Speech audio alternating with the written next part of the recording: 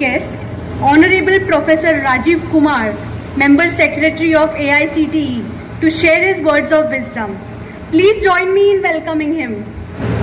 Vice Chancellor and my friend also Professor Gopal Joshi ji. Again my friend Professor Maitri ji, Mr. Nayak, Mr. Saha, Mr. Pawar, dignitaries of the dais, parents, and most importantly, dear students. First of all, I thank MIT Vishuprayag University for inviting me for this first foundation day of the university.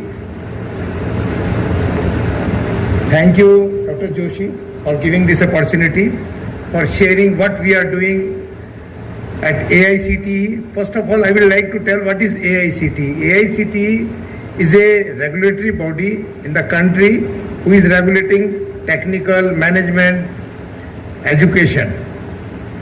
And your university also is taking approval for professional courses from AICTE. So I was also in a function in one of the MIT ADT function in Pune. I think 10 days back I was there in Pune, and I got an opportunity to interact, heard a lot of about him, Mr. Karab.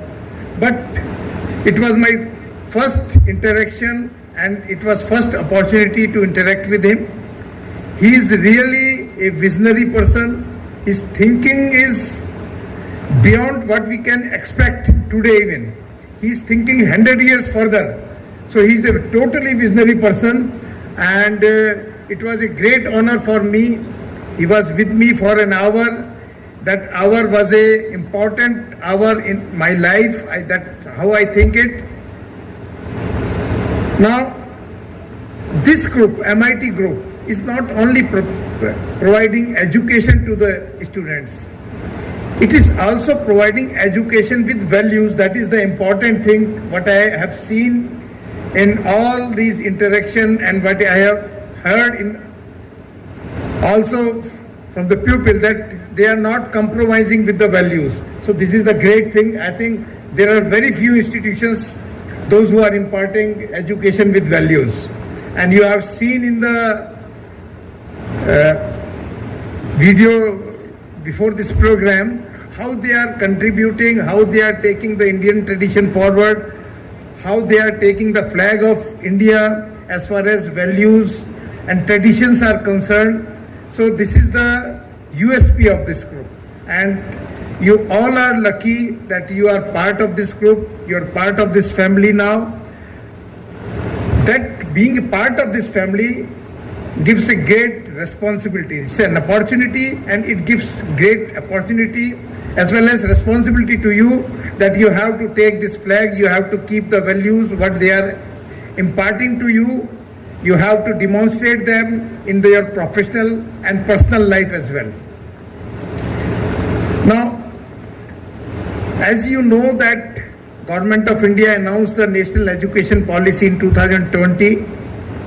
Lot of deliberation, discussion took place after the announcement, and that how to implement that education policy, that was a great challenge for all of us. Institutions, even the best institution of the country, they were having certain dilemma how to implement the provisions of the National Education Policy in their institution. So, to take out or to resolve that issue, Government of India constituted a committee to draft SOPs for the implementation of National Education Policy. And the committee was under the chairmanship of UGC chairman. I was one of the members of that committee.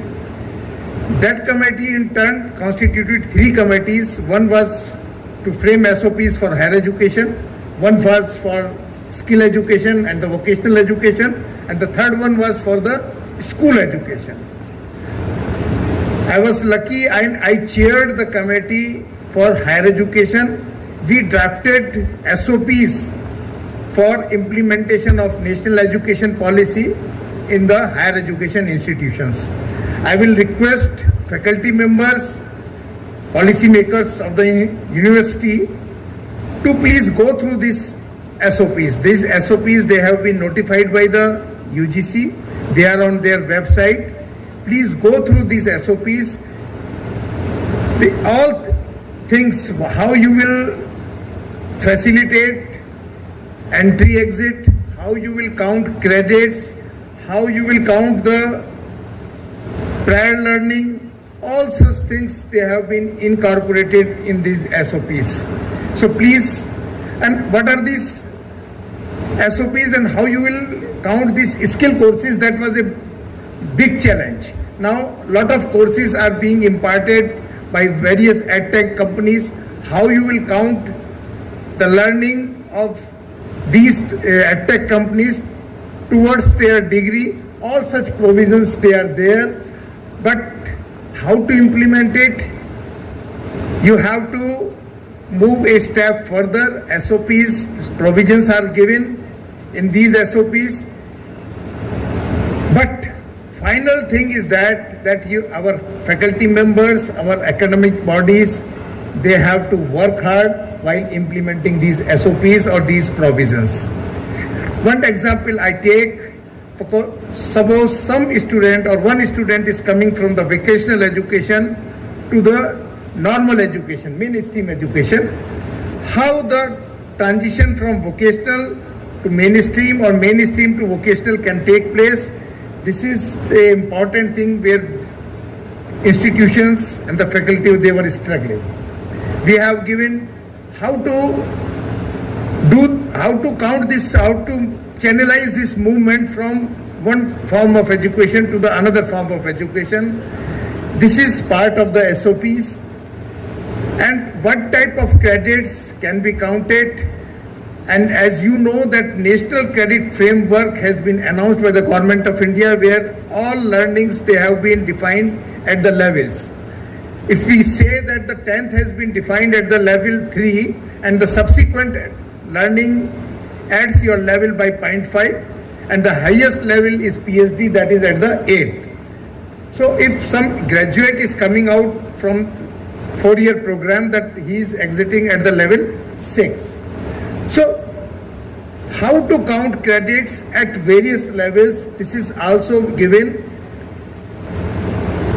How you will define the level of the credit, this is also part of the SOPs. So these are all complex issues we have tried to address in these SOPs.